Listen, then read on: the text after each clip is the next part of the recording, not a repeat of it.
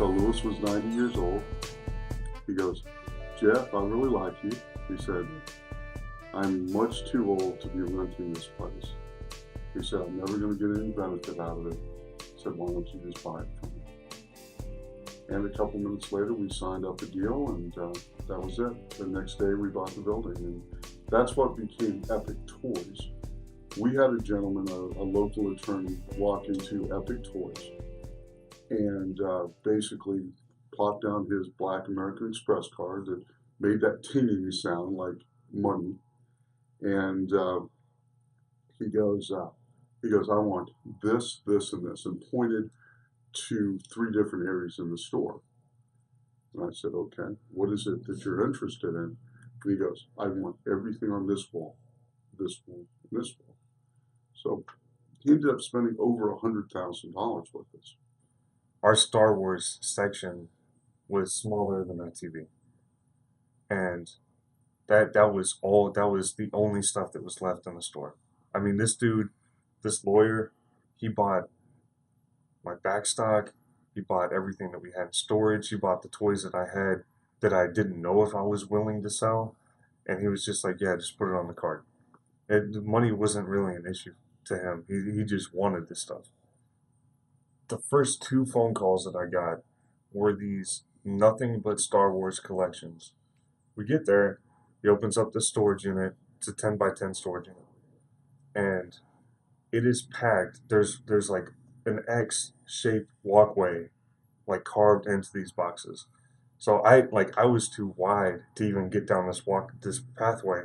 So I started taking stuff out of the storage unit. I was itemizing it and appraising them as I went. And before I even went in the storage unit, he told me what he wanted for the whole collection. And I'm like, okay, well, this is a great deal. This is definitely something that we're interested in. He goes, well, before you make a counter offer or anything like that, you should look at the rest of the collection. I'm like, what do you mean the rest? This is a full 10 by 10 storage unit, and I cannot even walk in here. And he's like, well, okay, come here. He opens up the 10 by 10 that's next door, and he opens up the 5 by 10 that's next door to that, and they are totally full. 0 walking way. And I'm like, okay, we'll take it. All of a sudden, we have a overfull store of nothing but Star Wars. We've rebranded. That was October. We get through the holidays, and January and February come around, and it's like we go back and we look at our sales, and our sales had like increased tenfold. And it's like, well, I guess this is what we're doing from now on. The piece that you see right here, this is actually a Palatoy Boba Fett. It's one of the real rare versions. Palatoy means that it was part of Kenner when it went over to England. So they rebranded it as Palatoy. And this particular piece is AFA certified. So what AFA means is Action Figure Authority. They're out of Atlanta, Georgia. And they give 3 different grades to an item. Now, one of the grades is for the card back, one of the grades is for the bubble or the blister, and one of the grades is for the figure. And those 3 grades combined give you an overall number. The way it's set up is from 40 and below, they really don't use, and 90 and above, they use on extremely rare cases. So ever, and we're talking in probably the 20 years that AFA has been around. So for you to find a piece that's an 85 or a 90 grade is fantastic. That's like the best of the best. So the first piece here is a... Hold on a second. An 80 is considered mint. The grading scale is in 5-point deviations. So an 85 would be like close to perfect. Nothing has ever been graded higher than a 90 in the history of their company. They had one item that was graded a 95, but on further review, it was knocked back down to a 90.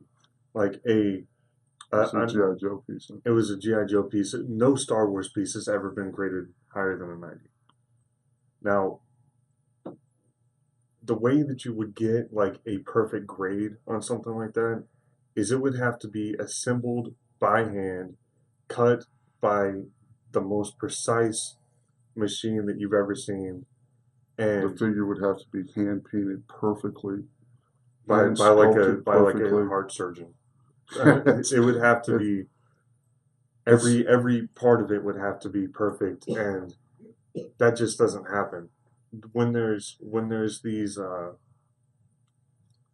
automated process where they're pushing through hundreds of thousands of action figures, there's everyone's going to be a little off. Yeah, something's going to have a little problem with it. So this particular piece here, about approximately 1980, 81, or 80, 82, 83, I'm sorry, for Return of the Jedi, you're looking at a graded 85-point Boba Fett. So one of the finest in existence. This particular version has 90 subgrades, which is like incredible to even think that it has 90 subgrades. So the card back on this one is graded an 85. The bubble is graded a 90, and the actual action figure is graded also an 85. And the most important grade out of the three is going to be the card back, but with two other 85s, it kind of lowered the average a little bit. They have a formula that they use where the card back is like 50% of the grade, and then they average out the other two. But basically what you're saying is this figure here is somewhere in like the second percentile of other things No, like top this. top 1%. Top 1%, Yeah. first percent.